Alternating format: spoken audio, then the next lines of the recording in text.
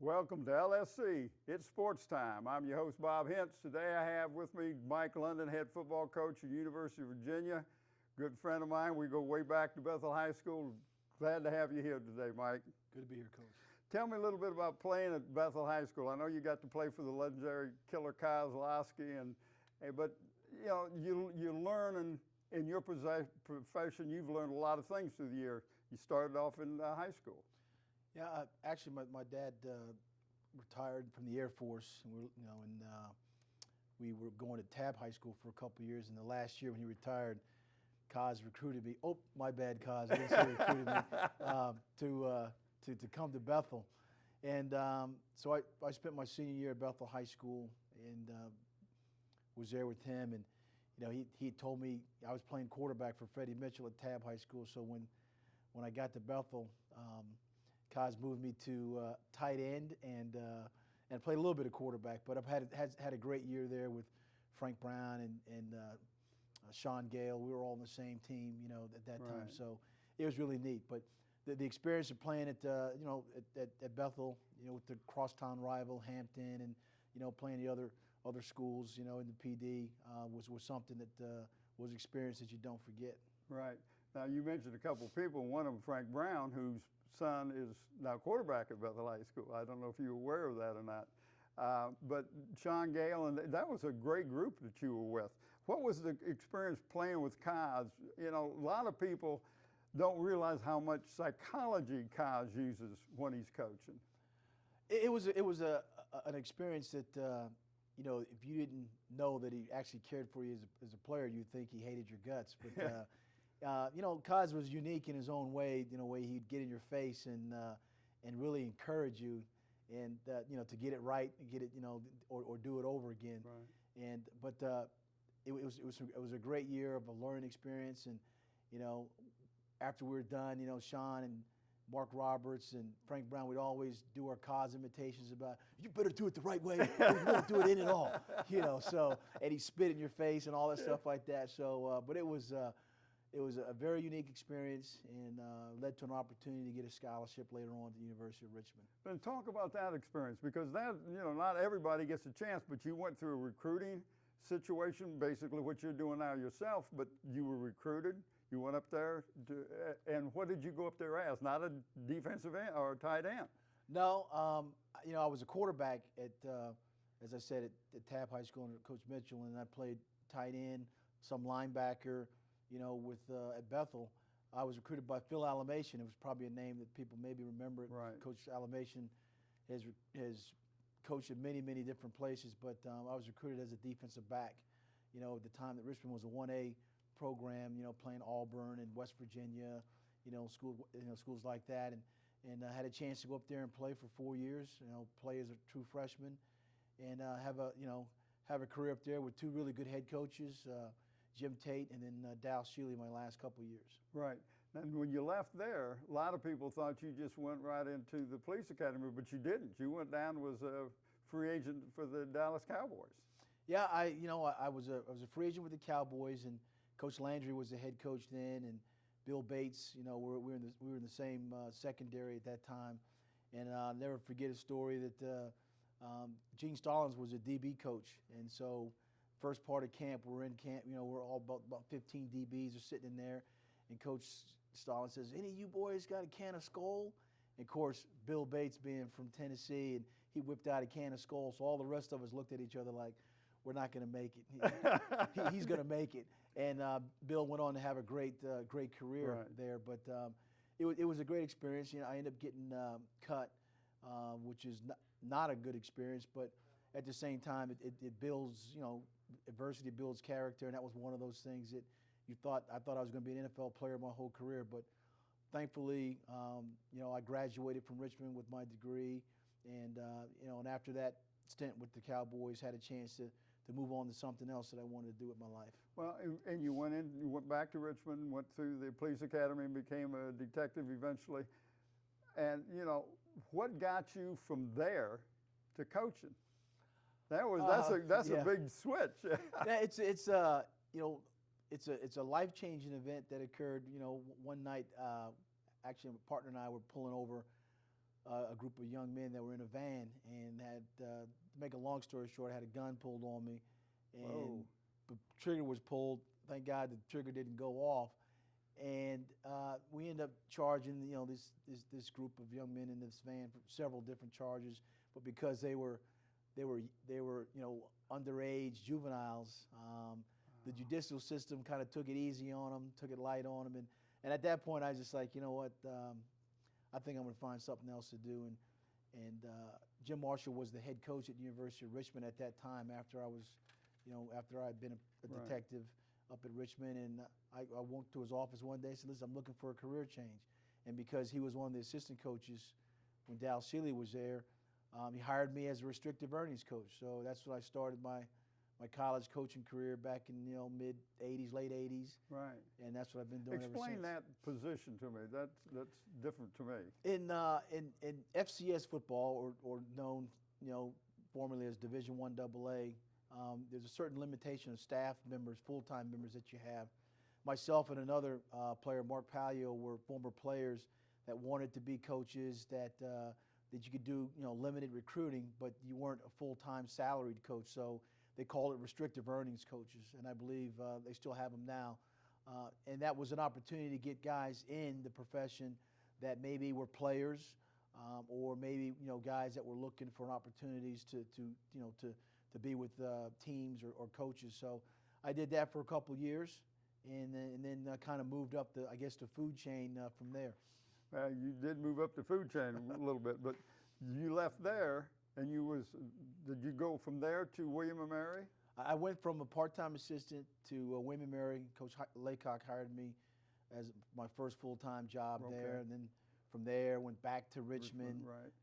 From Richmond to Boston College, and from Boston College to Virginia, right, for 4 years, and then left Virginia and went to the NFL. Yeah, that was, you're all college, and then boom, you go to the Texans down in Houston, and that's because now you're working with people who have already been through 4 years of college. Yeah, and I found out that I probably don't care too much for the NFL side of it, because the players there already have their network of people that are surrounding them. Right. And so they necessarily don't want to develop or cultivate a relationship with you. In college, you find out a guy that you have a direct effect on him, about what he thinks about himself, how you train him, how you become a role model and mentor. Because from high school to college, they're always looking for people to help shape them. Right. And after the 1 year with the Texans, Al Golden, who was with Coach Groh as a defensive coordinator, left to become the head coach at Temple University, and didn't have a very good year at the Texans. And when I left college, I thought I was going to be an NFL coach, but right, that experience, and then with Al Golden leaving, Coach Groh hired me back as a defensive coordinator. So I came back to Virginia for 2 years after that. Then left and went to Richmond. Right. Well, but was there any time during any of this time that you ever thought of high school coaching? I mean, did that ever enter your thinking at all? But once you got to the college, you didn't want to, Well, when I was in college and started doing the recruiting, I would go to the different high schools. I was here when, I was a player, and also when I was a coach back at Hampton High School. Coach Smith, Coach Raymond was at Warwick High School, Bill D was at Phoebus High School, of course Kaz.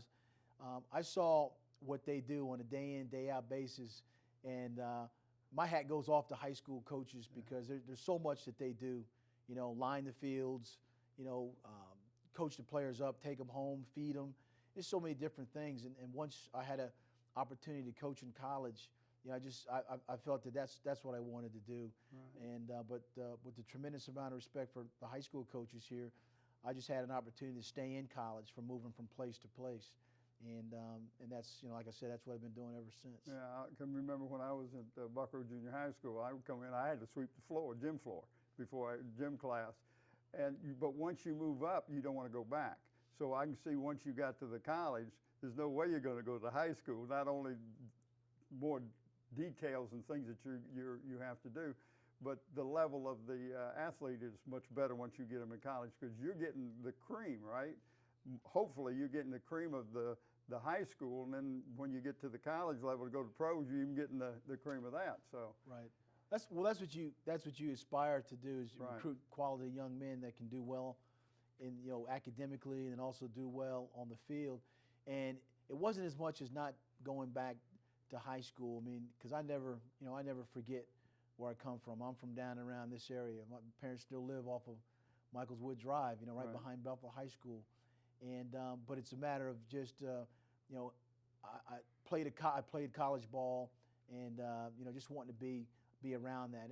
And maybe back in the recesses of my mind, I thought about wanting to be a college head coach, because I see and saw how much influence coaches had on on players, on organizations, on people's in communities. So that's what I kind of aspired to be. And then just things happen, and tremendously blessed with opportunities, and 2 years at Richmond, and now here at Virginia. All right, let me go back just to recruiting, not specific recruiting, but I read an article about Friends, the University of Iowa. That's my home is Iowa, and so I kind of keep an eye on the university. He has on his team 22 ex-quarterbacks, and I'm thinking, wow. But then I got to thinking, a lot of small schools, your best athlete is usually a quarterback. So not that he didn't recruit him as a quarterback, but it was unique to me. When you recruit, do you look at for the athlete, or do you looking for position? Well, a little bit of both. I mean, recruiting, you have to build a team that fits your schemes and your systems. And we went from a 3-4 defense to a 4-3 defense, and used a 3-4 personnel in a 4-3 defense. So now we're recruiting to fit the model of what we're trying to get done there. Offensively, we used to be a kind of a two-back, tight end in the game, and had pretty good tailbacks. Then they went to a spread offense. We moved back to get back to the tight ends, the Heath Millers of the world that have done well, and continue to to attract strong offensive linemen, which we've had several going to the NFL. So you have to recruit to your needs that you have. But I could see why some quarterbacks are recruited, because it's a skill position. I mean, they can backpedal, they can run routes, they can do all those things. I liken that to maybe a running back and the linebacker transition, where you recruit a running back that also sometimes get moved to linebackers, because linebackers see the holes that the running backs are looking to run, and the running backs have the mindset of seeing the holes that open up offensively. So you try to make a correlation between the positions and how they can help your team. Right. Well, I know a lot of your coaches in high school, their quarterback is their safety, because he sees what the other quarterback sees reversed, but then he can see where he's looking at, so he becomes a real good defensive back safety, because he understands what the quarterback's going through. Yeah, there's a direct correlation to that, and you're right about seeing the whole field and seeing what the quarterback sees, looking at formations. I thought that that was going to be probably my deal with Kaz, but I was a quarterback / linebacker / running back, tight end, all those things. But what you say is correct. I mean, you try to get players that have a skill level, not just athletically, but then mentally, what they see, how they see the game, and that's part of recruiting and adding on to your team. All right, now moving around, I went through your bio. You've got 7 kids. So they're born in all the different states, because you did a lot of moving around. I was a young parent in college, and I had a son when I was a junior in college, and got married when I was in college. And when the NFL thing didn't work out, the marriage didn't work out, because I guess I wasn't making that type of money that that maybe was envisioned. And that's all right. I mean, things happen like that when you're young, but you learn from those experiences. And as a result of that, 3 beautiful children. My oldest son Mike is a high school coach in Massachusetts. My daughter Kristen played basketball up at UVA. Yeah, I read that. Is playing basketball in London, England right now. And then my son Brandon got released by the Steelers here early part of the year, but just finished up playing with Montreal Alouettes. So he has a I don't know if it's a Super Bowl ring, whatever they call that championship ring. And so if I had to do it all over again, I'd do it again, because of the learning experience. And now Right. my wife and I, Regina, I've been married almost 15, 16 years now, and 4 lovely kids at home, and so I guess all of us are a sum total of our life experiences. Sure. Young parent, cut by the NFL, police officer, college coach, NFL coach. I can relate to my players so well. I mean, I think that the biggest thing is the relationship that a head coach or any coach has with his players. And so there are times when a guy says, "Coach, you got a minute?" and he starts talking about his problems, and I'm like, "Okay, been there, done that. Right. Let's but talk you about can it." you can empathize with him, which is Absolutely. really great. Absolutely. Well, and I talked to you earlier that my nephew, Andy Hintz, coached your second son. He called him Jamie. That's what we call him, but when you get a little older, you want to be called Brandon. Brandon, yeah. I just saw him. He's on his way back. The CFL season is over now, and now he's going to do some training. He's also been in like TV programs. I mean, he's a model also, so he's going to go up to New York, New Jersey, and try to make. Who knows? He might be in a jeans commercial or something like that. I don't know. That's great. Yeah. Well, tell me a little bit of how you develop your philosophy, offensive and defense. Combination of a lot of things, or how did that come about? Well, you're always a sum total of even the coaches that you've been around. I've been around some really good coaches. Coach Jim Reed, when he was the head coach at Richmond, he's on my staff now. Coach Laycock, when I was at William & Mary. Tom O'Brien, who was the head coach at Boston College when I went there. Coach Groh, defensively, some of the things that he's done. But you just start to develop your own philosophy about, what you like. And making the transition from a 3-4 to a 4-3 defense, I think that you need pass rushers, you need corners that can cover man-to-man. So you look for speed, you look for skill that way. Offensively, you look for athletic offensive linemen because they can pull, they can pass protect, they can do so many different things. So I basically look for an athletic team that can run, that's tough, physical, and aggressive, and you try to mix all those things up and put it together on the field. So, we're in the process of doing that. It was a tough year this year for us, but this is, we talked about building the program at the very beginning of starting this process, and we're into the second season now. That's the recruiting part of it, and that's why I'm down here, rattling the, shaking hands and kissing babies and all that stuff. Just like a politician. You have to, talent takes care of a lot of things, and recruiting is a lifeline of any program. To be successful, and so that's what we're hard at work doing. All right. Now, when you first got into playing football, a lot of changes have gone since you played in the late 70s to what we have now. What do you see some of the big changes that has happened in football? Well, I think there's definitely more of an emphasis put on the protection of the player. I mean, concussions. I remember your head would be, you'd come over to the sideline and Kaz would give you an aspirin. Hey, go back out there. You'll be all right. Yeah. Wait a minute. No, I'm just joking, Kaz. Right. But it's concussions are such a big factor. What happens now that colleges and even down on to high school level and Pee Wee football, that there's more of an emphasis on the protection of a player, about the type of techniques that you teach in tackling. The rules protecting the quarterback or defenseless players, the sports training, the rehabilitation of the athletes. I mean, there's more sports science that's involved in all that. So that's come a long way, and you can see that, at all levels. Well, I was talking to you earlier too, Philip Brown, young man I've got coming in here, that you recruited to UVA out of Phoebus High School. He said he wouldn't have gone to Virginia had it been for you. So evidently you were developing your skills as a good recruiter back then. Well, it's like I said, I think it's all part of developing a relationship with coaches, with players, with communities. If you send my son there, if I send my son there, who's going to take care of him? And it takes a long time to kind of build that type of that reputation. But like I said, my dad, Wilson London, was big into Northampton Little League, rec league stuff, and so people know him from a long time ago, and I just got to make sure I continue to keep the London name, as honorable, as he set out to make it. All right. How did you develop your staff? I mean, did you keep some of them that was there? Did you bring some in that you had coached with at other places? Because your staff is a reflection of you. Right. And so when you recruit or hire a staff, how did you do this? I mean, what was your criteria? Well, in the coaching profession, any profession, if you want to align yourself with people that are very similar in the mindset of how you treat players, about the style of how you want to play, right.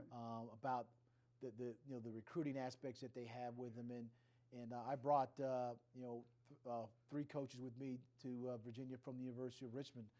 In 2008, when we won the national championship, I brought those 3 coaches that I knew. Right. There were other coaches that I coached with or coached against before.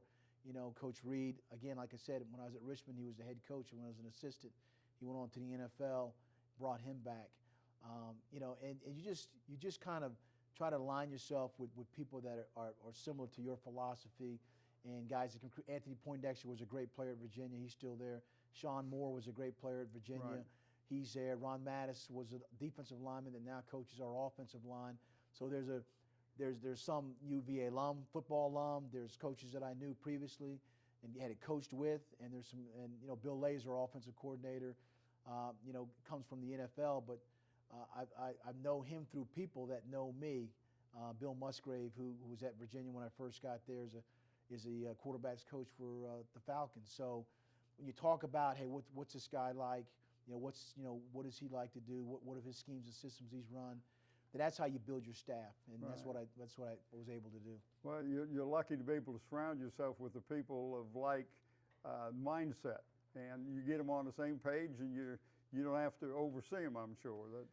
Well, you hire good coaches to coach, and and you kind of manage what's going on with the team. There's so many different things that goes on, and when you first take over the program, changing right. the perception and the culture, what the players think about them, and you get out and you go meet alumni and the football alumni. You go recruiting and you meet people and just get out there and try to reestablish things that can bring you back, to a position where we're consistently, going to bowl games and playing for championships. Right.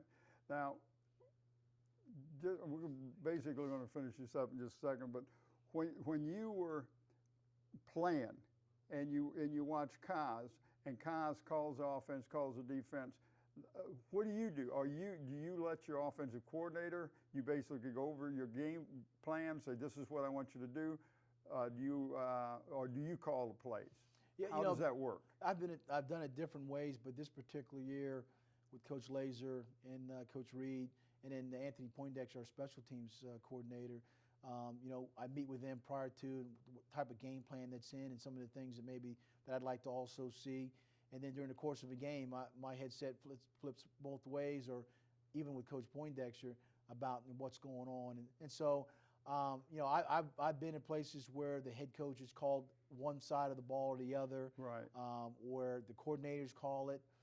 But you hire good people, and they're studying the game film, and doing all those type of things and making the decisions that during the game. So right. You try to give as much input as you can. All right. What would you like to tell the youngsters down here in the 757 about the University of Virginia program? Well, I could tell you, just in general, Virginia is a great place. It's an academic institution that's been recognized as one of the best in the country. That you can truly have the best of both world opportunities, a great education and an opportunity to play at a school like Virginia with great coaches. And I think that if a young man is looking for the best of both world opportunities, particularly from down in this area, that's it's a 2-hour ride up the road, and you can find that. And so we're working hard. As the head coach, everybody says 757. That's true. That's where I'm from. But as a head coach, I'm also interested in 804, 703, 540, right. All those other places too. Well, here we're worried about 757, right, and when you're down here, that's your top priority. I know. Well, Mike, I appreciate you taking time to come in and talk to us. Coach, thanks for having me in. I appreciate it. Well, good enough. I want to thank you for tuning in to LSC. This is Sports Time. I'm your host, Bob Hintz. Thank Coach Mike London for coming down. Until next time.